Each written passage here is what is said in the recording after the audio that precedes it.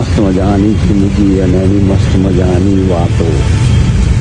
આ કમળનું ખીલવું એટલે માતાજીનો વાસ હોય. હો, માતાજી ચારે બાજુ, પણ કમળ ખીલે એટલે સમજી જવું કે અહીંયા ક્યાંક મજા છે.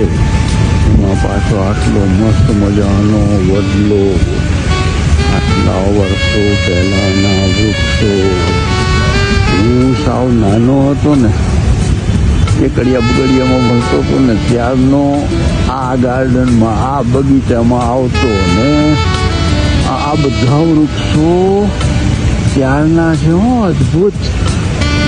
એમની સાથે જે નિર્દોષ વાલ કરેલું ને, અત્યારે બધું યાદ આવ્યો. એમ થાય કે વાહ પ્રભુ, કેટલું અદ્ભુત. વાહ રે વાહ. બધા જ વૃક્ષોને જેમ છે તેમ રાખીને અદ્ભુત રીતે પરિમલ ગાર્ડનને સરસ બનાવવામાં આવ્યો. જેમાં પક્ષીઓ મસ્ત મજાના નાચે છે, કૂદે છે, આનંદ કરે છે ને, એમ અમે પણ કરતા. હો, અમે પણ નાના હતા ત્યારે આ જ ગાર્ડનમાં. અને એમાં છે ને, એમાં પાછું એક બાજુ એવું હતું કે જેમાં એને એક લાંબી પટ્ટી જેવું હોય, એને તોડીને મોઢામાં મૂકો ને એટલે ફૂટે પટ લઈને. ખાસ એની વિશેષતા એ હતી, એટલે બધા આવતા અને મજા કરતા. હવે તો આધુનિક ગાર્ડન થઈ ગયું ભાઈ. પહેલાં તો અમારા જેવું હતું, સાદું સીધું, પણ હવે એને સરસ મજાનું બનાવ્યું.